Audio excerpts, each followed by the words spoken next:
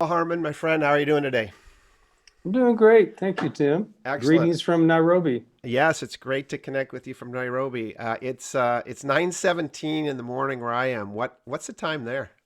It is 1717, so a perfect time to start this conversation. Excellent, excellent. Well, now convert that for those of us in North America. What's 1717? It is 5:17 5:17. Thanks, because p.m. Yeah. my mind gets hurt by the math sometimes on converting that time. So listen, Harmon. First of all, thanks so much for being willing to chat with me. As I've contemplated having this conversation with you, here's how I want to start. I want to remind you something, sir, as we start. In 2012, I almost died for you and for your cause. That's and true. and I'm going to tell my listeners that story, but that's the truth. But now I was reflecting on it. Now, after partnering with you and your organization for over 8 years, I'm seeing and we are living to see dreams fulfilled and lives changed forever through the work that you do and the partnership that we have. And that is so powerful to me. And, you know, it is the truth. I almost died for you back a number of years ago in 2012. Matt and Deborah, who were volunteering for the organization at the time before they came and joined you on the ground in Kenya. They ran a series of fundraisers in Canada where they had came up with this great idea about doing river crossings and raising money. And I thought I'm going to get in and I'm going to do it. And I entered the Welland River just above Niagara Falls, and I entered that river as an out of shape man with a backpack of plastic bottles on my back because I wanted to be authentic to the possibility.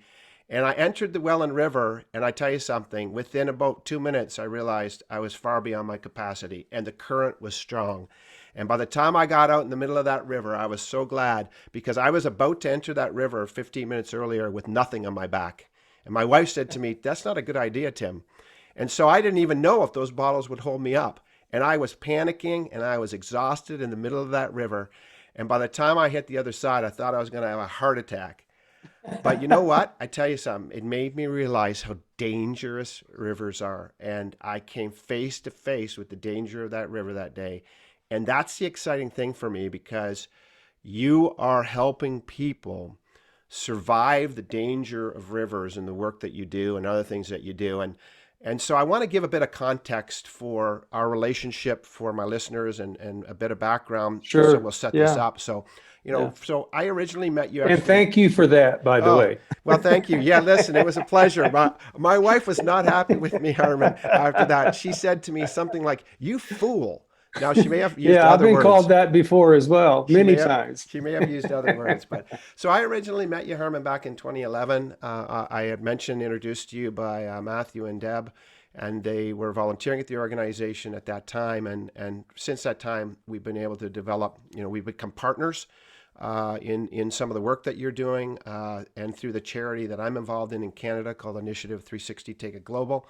We've become colleagues along the way, I think, and I really believe we are becoming friends.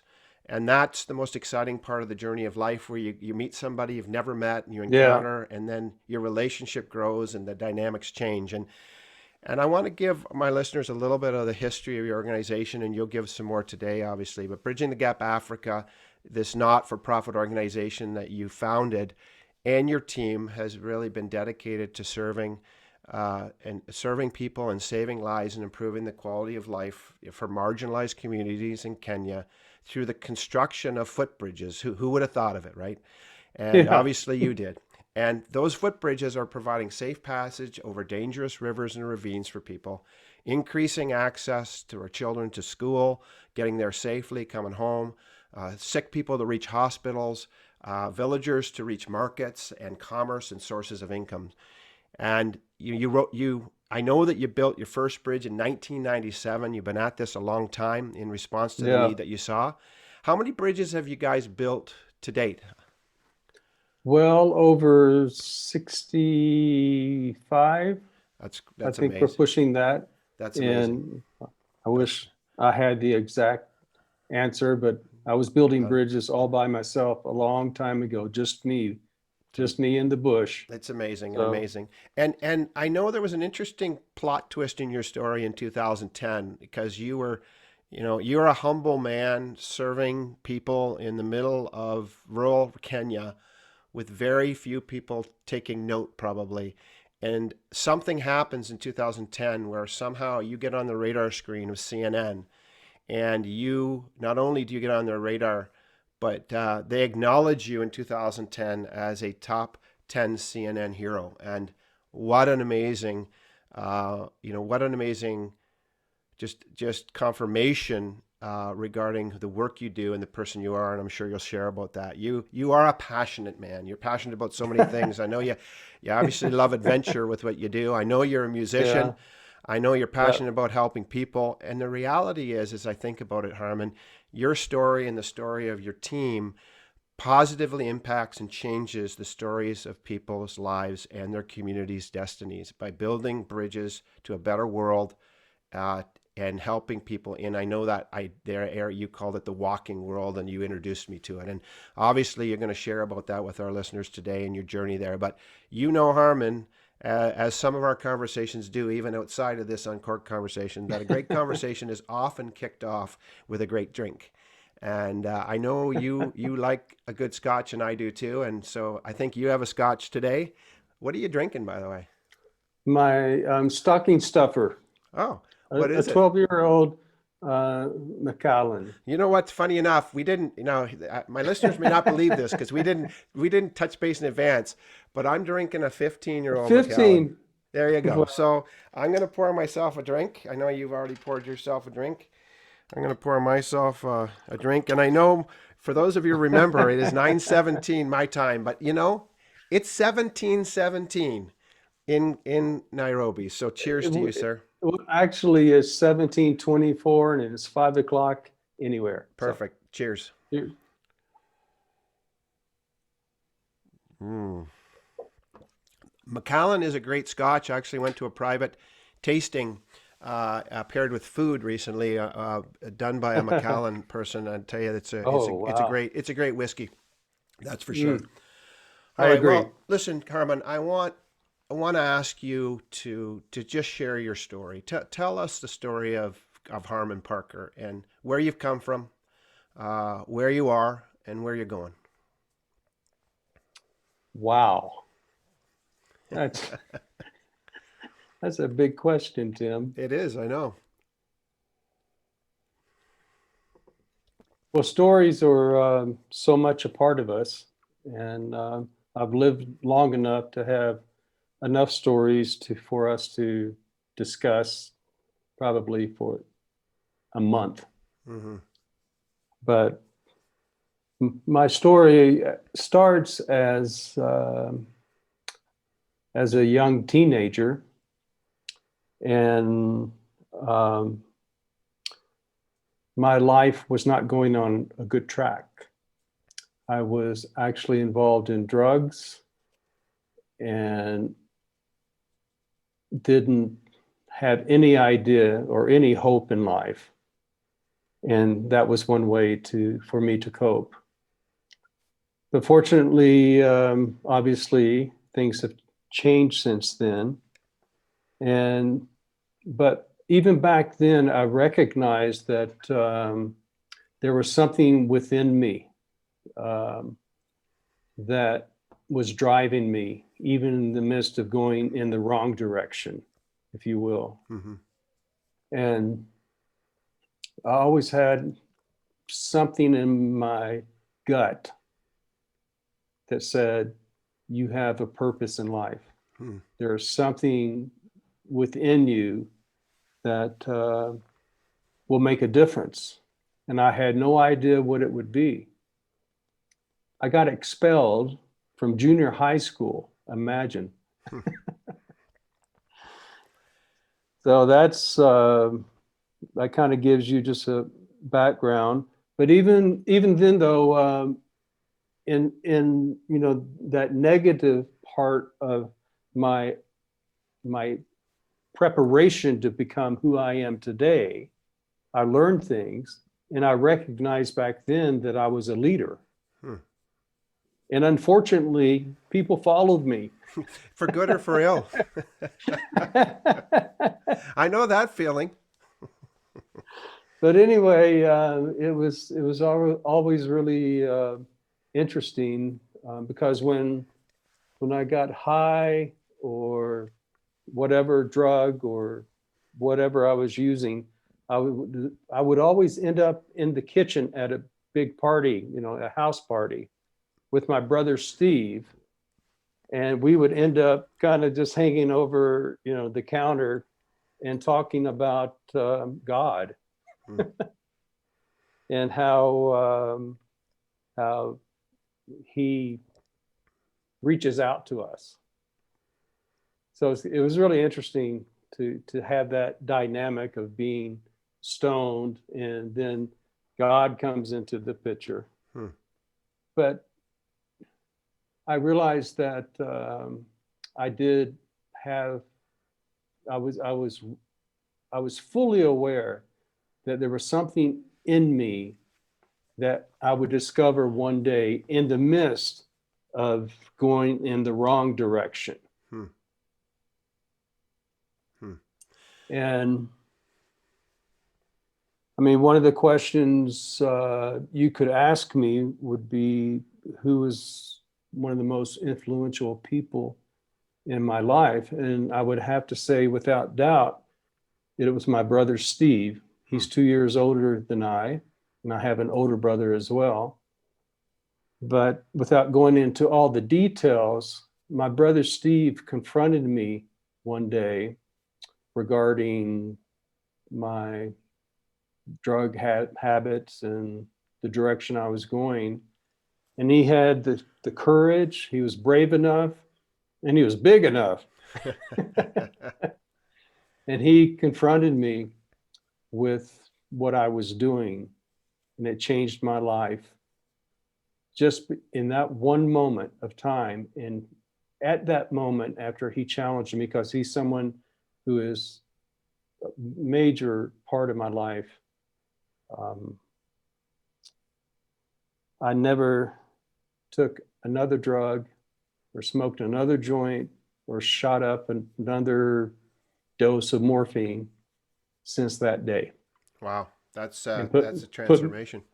yeah, it was a defining moment in my life and put me on a course that led me to where we are today, or Wow. where I am today. So from that moment in time, Harmon, when you were a teenager, to the point where you find yourself where you live now in Kenya, how long was that period, and what what was the impetus that for you that when you began to recognize that your destiny was somehow, you're an American, so obviously you imagine you weren't in Kenya at the time. I am assuming. Yeah, Were you in the U.S. during that time? yeah, I was in Lexington, Kentucky. Yeah, Okay. So home of moonshine, by the way, yeah, yeah. which is another not a bad drink, depending on if you like that kind of stuff. So from that moment in time to now, all of a sudden, you find yourself in Kenya, and you're beginning to understand that you have a destiny. Somehow, your story of who you are and what you will do is written for you. In this case, it's written by your own tenacity and written by a force that's greater than yourself, obviously. Indeed. How long's that period of time, and how do you find yourself at the point where you say, "Hey, my destiny is bridging the gap for people"? Like, how does that happen, and how and Tim, what's the time period? Tim, your questions are tough, dude. Well, that's what they pay me for. Well, That's actually, I don't make any money doing it, but that's what they pay me for. well, I don't make any money building bridges, so Yeah, here we are. fair enough. Well, then we're in the same boat. Well, that's cool. Well, from that time, it's such a long story, but I ended up changing my direction in life, and because of my brother Steve, and I had an opportunity to go to the Congo in 1985, to build a house for some missionaries. Okay. And I had been married for 1 year to my wife, Terry. But I always had this, again, a sense of adventure. I mean, passionate adventure. I'm an outdoorsman. I never want to be inside. I want to be outside. And that is just who I am. And from there, I went to the Congo. I flew in a small Cessna for 2 days over treetops that were so beautiful, and ended up at a mission station and was presented with the heaviest masonry block that I've ever felt in my life. I'm a mason by trade. Okay. And I was there to build a house for some missionaries. And I did so. And over 3 weeks later, I laid 6,600 blocks, and the locals thought I was a machine. And I came back and looked at my wife and said, I feel like we should go to Africa. What was Terry's first response to that? You said we live now. Were you in Kentucky, living in Kentucky at the time? Yeah, yeah. Okay, so you go back to your wife and you say, "Hey, Terry, we got this grand life in Kentucky. Yeah. Beautiful rolling hills, the home of a Kentucky straight bourbon." And She you was say, "I want 22 to years go." old. Okay, I want to go to Africa. Let's go to Africa. What does Terry say? She said, I'm not going to the Congo. That was her immediate response. She was not going to go there. Okay. She, growing up, her friends, everyone called her the Macy's girl. And so, and everyone else called me the rebel and outdoorsman and adventurous and all that. So it's interesting. So did But she she was choose open. Kenya because there was a Macy's? No, I don't know. I don't know why she chose even marry me. Well, it's destiny, my friend. You know what? Because Yeah, behind every adequate man is an excellent woman. yeah, yeah. And so when I came back, I decided to pursue certain opportunities in different parts of Africa. And I found this opportunity to build a school in Western Kenya, which I had the training to do and the passion to do. And we decided to pack up everything after 3 years from my first introduction to Africa.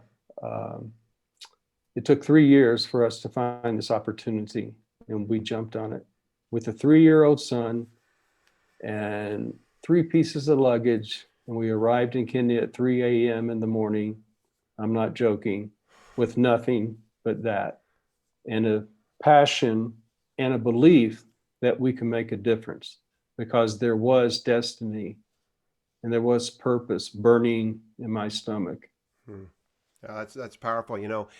It's interesting because I think when you say that, I think of the word compassion, and it's an interesting word because it's built of these two smaller words, calm and passion. And calm literally means to, in the Yeah, original, so it means to move with. It means to be moved with, or to be moved by passion. It actually, in the original word that it's derived from in the Greek, compassion means to be moved in the gut by passion. That's what it means. So you were moved in the gut by this passion you had.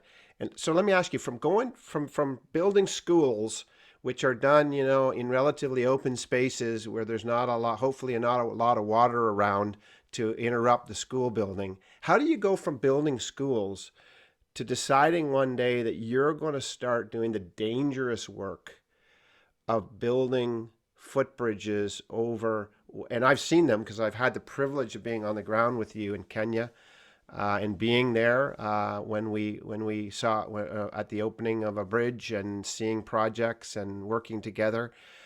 Those are dangerous rivers, sometimes with nothing in the flow, and sometimes, because I think they're seasonal, with raging torrents of water.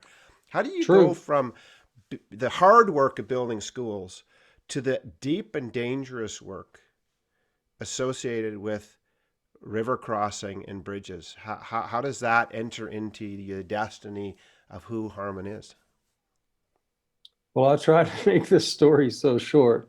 But while I was building the school in Western Kenya, there's a place north of where I was working that you drop down into the Rift Valley, and it's called West Pokot.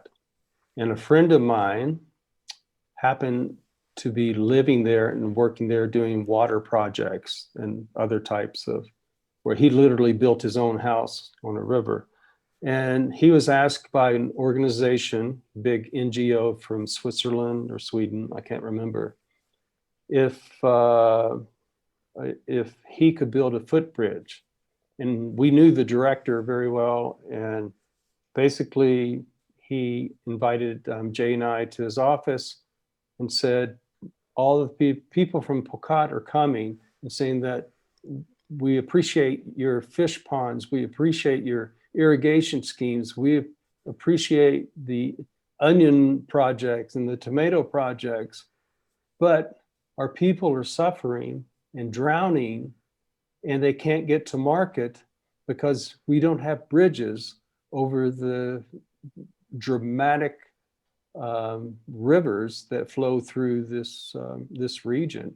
And he asked us if we could build a bridge. And we kind of looked at each other and we said, yeah. Yeah, we can build a bridge. And so on the weekends, I was from building, I mean, it's quite a large school, but from building the school on weekends, I would go with my friend Jay Heinzen, and I helped him build his first bridge. And then he and I built and designed the second bridge, and that was in 1997/98. And that's how it all started. And as things moved on, the organization asked us to build another bridge and another bridge. And then I started feeling something, and I started listening. So important to listen. And then we're talking about bush communities in different languages. Some of the people that we serve, they don't even speak Swahili. But I was hearing stories from mothers who were saying that their children can't go to school. I have so many stories, Tim. I don't know how long we have, but and then after our third bridge, Jay was leaving the country and heading back to Britain. And Jay's an amazing man, amazing man. And from that point, I had this vision or this feeling that, you know what we're doing is amazing. It's more than a Boy Scout project. This is serious. And bridges saves lives, right? And looking at the mothers' faces who have lost a husband or a child to drowning, I said, man, this is something, and no one's doing anything. In the Kenyan government, they're not doing anything for these isolated communities. They may build a road bridge here and there, but no one was doing this. And at that point, I knew and felt that this was my destiny. And this was the purpose of my life. Wow, that's powerful, Harmon. As you tell that story, just and just the observation about people dying in rivers, I obviously have had the privilege of coming to Kenya and doing some stuff with you guys. I spent a lot of time in Africa myself over the years, primarily working in Mozambique and Zimbabwe. And I can remember stories where mothers would tell stories. We were involved with a medical clinic building a medical clinic in Mozambique. And mothers would tell stories of forging rivers with their children held above their head and water up to their necks as they came to the clinic. And I can remember in the beginning thinking, oh, come on, like that just can't be true. Like, really? Is that true? Really? And then I remember seeing it for the first time, seeing people forge these rivers with children held above their head, men and women. And, when I did that river crossing to raise funds for the bridge that we partnered together, I deliberately chose to cross the river underneath an engineered bridge. Yeah. Because for me, it was the paradigm. And what I did was I crossed that river in that that current and torrent. And then when I got up exhausted, I walked back across the bridge and I thanked God the whole way for that bridge. And then I began to become conscious and recognizing that in Canada, in this, every time I went to a customer's office or client's office, I was crossing 5 and 10 and 15 and 20 or 30 Even bridges. more, yeah. And I wasn't even thinking about it. And I wasn't thinking about how bridges are beautiful and bridges give me access. And it began to awaken my understanding of why this is so critically important, because we cross so many bridges in North America every day, and we Every day. don't ever think about it. And if we didn't have them, what would our lives look like? How restricted would they be? What would I do if I had to forge a river to get my children to a school or to a market? I'm not sure, as a overweight middle-aged white man, that I'd have the ability or tenacity to do it. But this is the kind of thing you saw in your destiny, and it's so exquisite and powerful. Because when you say footbridge to people, they don't really get it. And one of the things I would encourage people, because I know, Harmon, you're not a self-promoter by nature, and I know that, so I'll do it for you. Listen, as you listen to this conversation today, guys, and Harmon isn't. Harmon just is out there doing it, and he's a real guy, just full of life and full of passion. And I would just encourage, as you listen to this, if you want to check out Harmon and his organization, go to bridgingthegapafrica.com. Is it .com or .org? .org, sorry, and check it out. Or check out our charity connection to them in Canada, if you're in Canada, initiative360.org.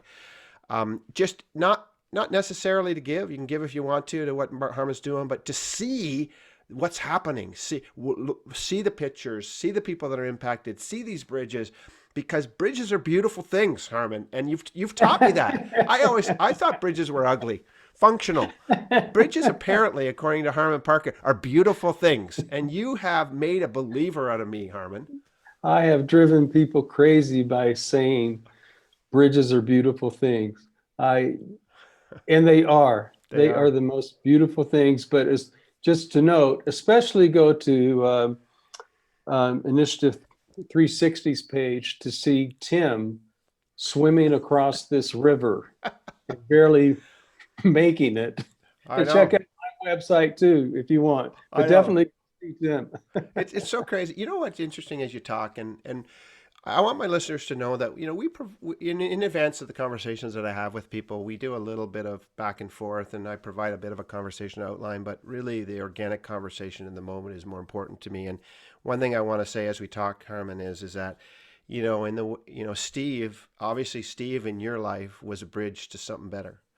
Yeah. And you probably didn't see it exactly like that or use those terms in that time, but I wonder if the seed of this bridge thing was born in your heart, because your brother became a bridge to your destiny. Because without Steve, absolutely, yeah. Without Steve laying it on the line, laying it down across the river of your life that was misguided and flowing in the wrong direction, you would not be the man you are. You would not have had the impact that you've had, and you ultimately you may not have found the very thing that you were created for, Harmon. I'm so fully aware of that. I wasn't even in a river. I was in an eddy of death. Yeah. To be honest, I've seen a few of those when I'm trout fishing every time. It's never good when you get in the eddy. Well, it's true, but yeah, I do appreciate that moment, because Steve is someone I respected and still do, and he's been a part of our organization. But it's for me, for all of us, there are these opportunities in these type of situations that we are presented in our lives at certain times, and we have the choice, right? Yes, sir. We do have the power of choice. Yeah.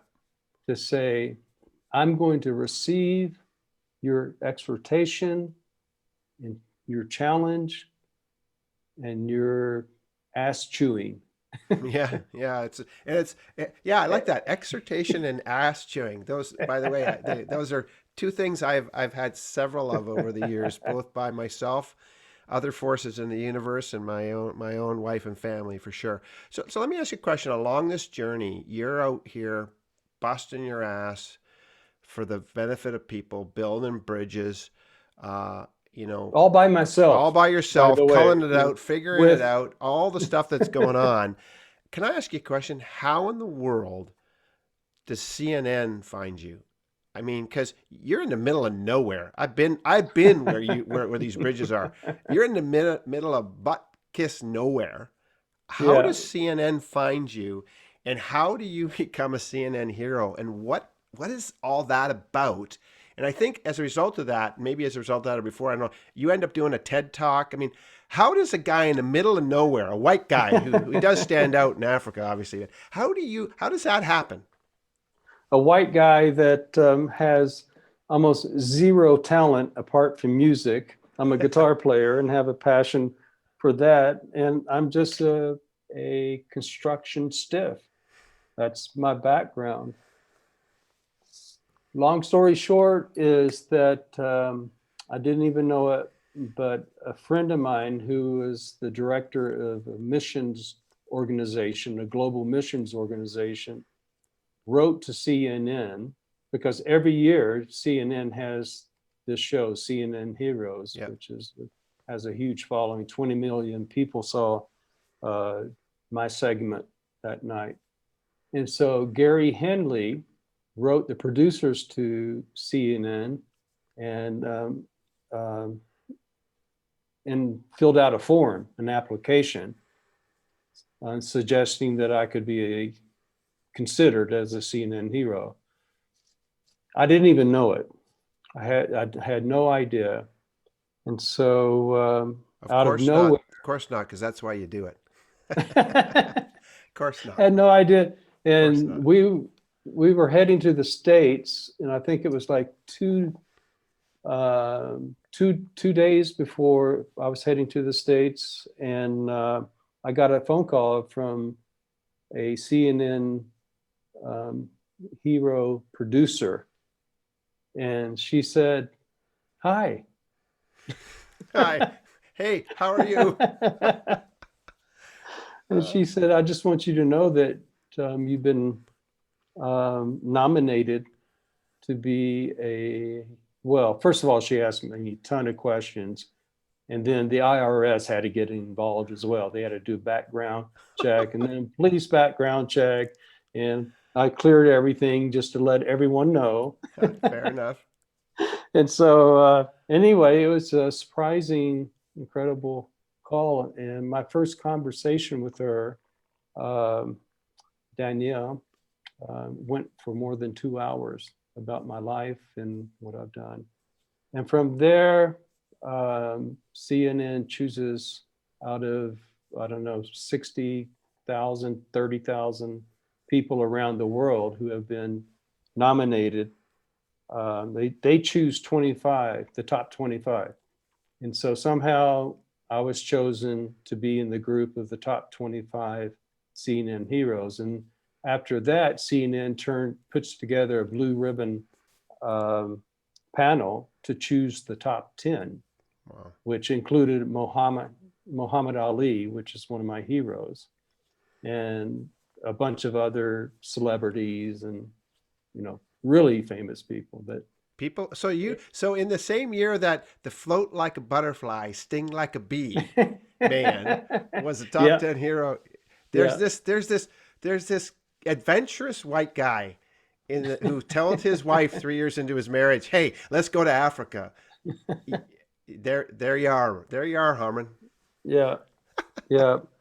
And so out of that, I was in Westpacot building a bridge. I was in the middle of this, what you would call a bush house with a grass roof. And I had a cell phone, and the cell reception hardly ever worked there. I was laying in bed, and I had a bat flying around in my house. Or in my hut. I I had a rat running around on the floor, and I was in a mosquito net, and my phone rings. And it was a call from the top producer, Hal, with CNN Heroes. And he said, "Harmon, are you sitting down?" I said, "No. I'm laying down in a mosquito net with bats flying around and rats running around. What do you want?" And he said, and announced, said, "That is my privilege as a producer to let you know that the Blue Ribbon panel chose you to be a top 10 CNN hero," while Wow. I was out in the middle of nowhere. Amazing. Amazing. What in that moment, what's that feel like? What goes through your mind? Overwhelming. I I had to, imagine. I had to kick the Yeah. rat out of the house and get up and Rat in the yeah, bat. yeah. Yeah, it Wow. was just overwhelming. Not because obviously, Tim, you know me very well. Hmm. I wasn't looking for this, but it just came out of nowhere, and it's just part um, of what I would like to encourage people and inspire people. Hmm. My greatest mission, apart from building bridges, is to inspire people to jump out, reach out, and believe that they do have a purpose. Every one of us has an opportunity to be a bridge. Yeah, absolutely. Absolutely. 100%. And that event led you obviously to the ceremony there, and I think it was it after that that you ended up delivering a TED talk. Yeah, well, actually, it wasn't a ceremony, it was a tribute television show that was shown on Thanksgiving evening in the United States. So it was a big deal. It was at the Shrine Theater in Los Angeles. And it was just such fun and such a honor and privilege to meet the other CNN heroes, the other 9 that were chosen. It was a big deal and a huge experience, and so much fun. And CNN and all, I mean, news agencies around the world get criticized or whatever, but I can tell you, the producers behind CNN Heroes TV show, they're as Hmm. passionate as Hmm. I am about building bridges Hmm. so they can tell stories of people like me and other just normal people out there doing what we're called to do. Amazing.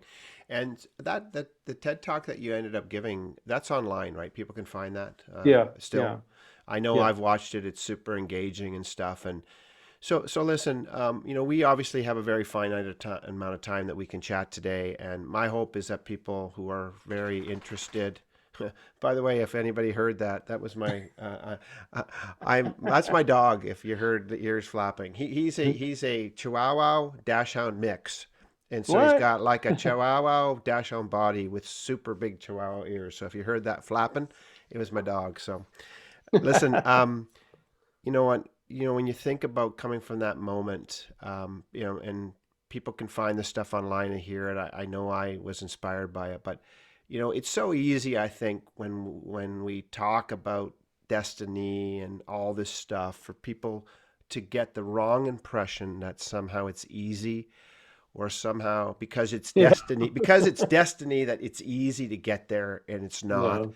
And somehow, because it's destiny, it means we don't make any mistakes along the way. We don't screw up. We don't mess it up. But, you and I have talked very honestly about our lives. I often Yeah. say it's the price of a belly button. If you got a belly button, you're going to have some mess ups in your life. I want to ask you honestly, when you look back over the last number of years in your life, or, however many years you want to look back, what honestly has been your biggest mistake that you've made along the way, and what has it taught you? Because that's the truth of who we are as humans. Yeah.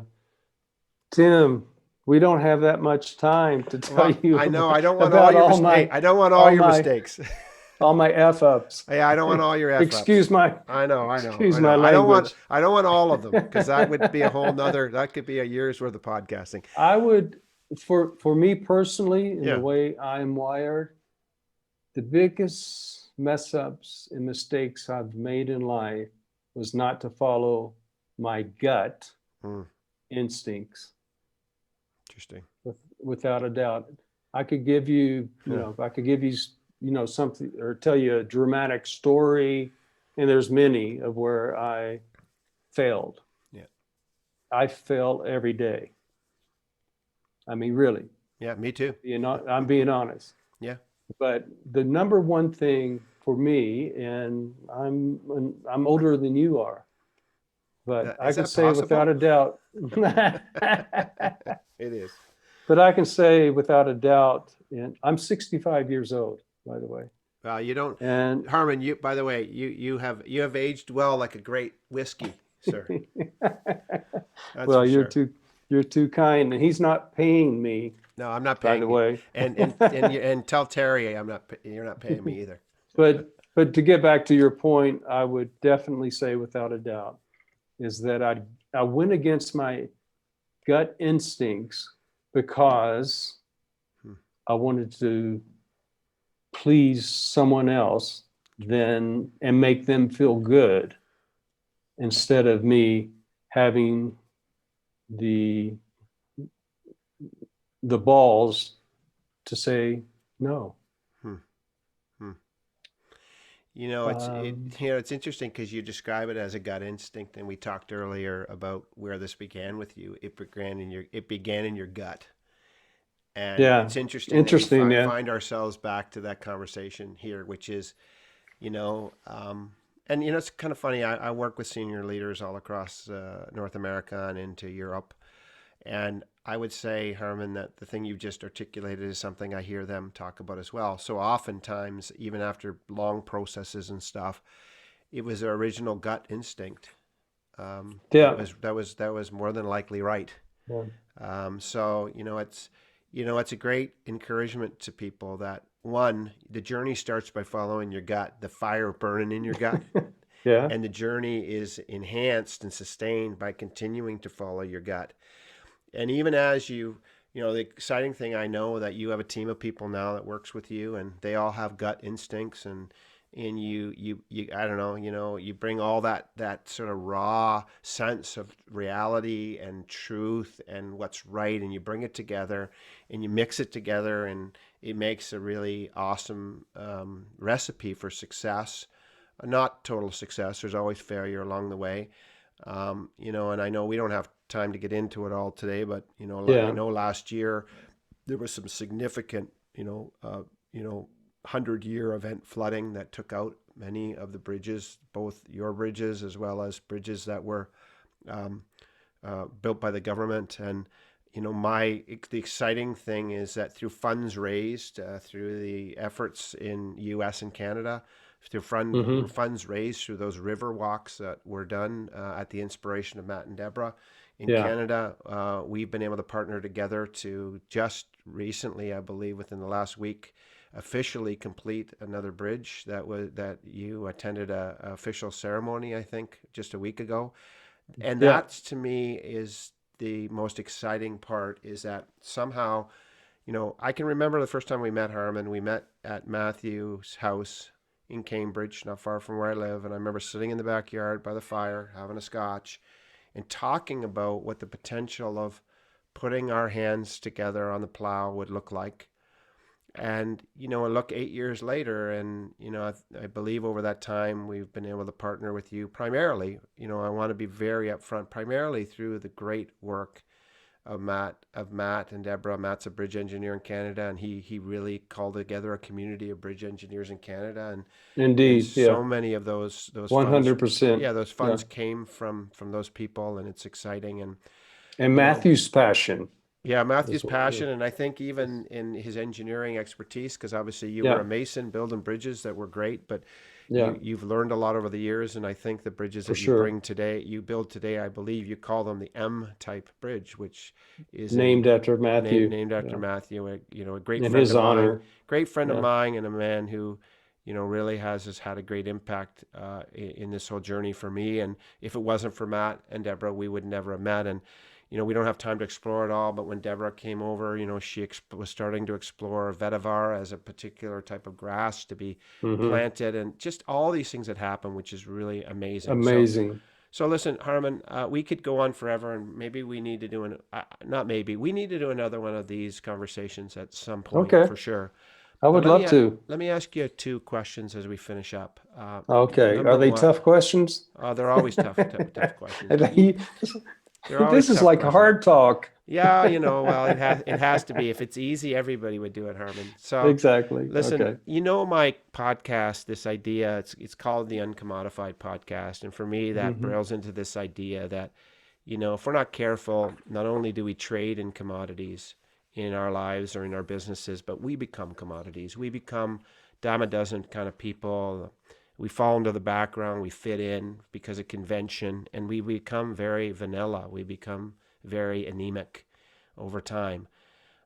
My question to you is, what has being uncommodified look like? Standing up and standing out for the best reasons. What is it? What does that really mean to you? Not historically, but in the present day. What is Harmon at his best uncommodified moment doing and looking like? What does being different for all the right reasons mean to you? Wow. Again, a great question, and it's very difficult to talk about myself, to be honest. But I can talk about others, and which includes me. And there are certain traits I see in people that are uncommodified, and I'm talking to one right now. I'll start with you, and I do see you as one of those and appreciate you so much. But for me, I'll never stop being a risk taker. That's a trait. And all these people I've had the privilege to meet, like you, Tim, who inspire us. And people like who are not uncommodified, they have such a passion. They are determined and never give up. They're kind but strong. They are driven to make the world a better place because they know their destiny and their purpose. They are humble but not afraid to speak the truth. And absolutely, they are fearless. That's one of my traits, and it's gotten me in a lot of troubles over the years. That will be for another. They are Another conversation. generous. Yeah. They are generous and learn from their mistakes Hmm. and get right back up and keep going Hmm. because they know what they're called to do. Hmm. Hmm. But most importantly for me, Tim, and totally honestly, is that for me, an uncommodified person in my world and in my sphere is someone who truly loves people and willing to give sacrificially to others for the greater cause. And that's who I am. Yeah, and And yeah, that is who you are, Harmon, and that's what I love about you. You inspire me on a regular basis, and I've been inspired by our relationship and by our connection. And we don't know the next season. We don't know what it looks like. You never know. yeah, That's the one mystery of life. We don't know exactly that's what's for happening. sure. I just recorded a podcast recently that's went into post production that'll come out at the beginning of January, and it's called "The Mystery and the Magic of the Unyet and the Unmet." By the time your this interview or conversation with you airs, it'll already have gone live. But there's unyet and unmet moments in our lives, and that's where the story and the mystery lies. And I don't Yeah, know what the next season of your life or my life or our life together connection looks like, but I believe it'll be rich, it'll be expansive, and it'll be impactful. I know that to be true. So let me yeah. let me ask you. I'm going to just give you an opportunity as we finish up. Um, I'd like you to give, what if you were to give one final encouragement or challenge to the people who are listening today, what would that be? What would you want to challenge them about as they Oh think my. about themselves and their life and what it means for them? What would you want to encourage them around? Well, in doing so, I'll encourage myself and you. Fair enough. Let me just try to get my thoughts together here.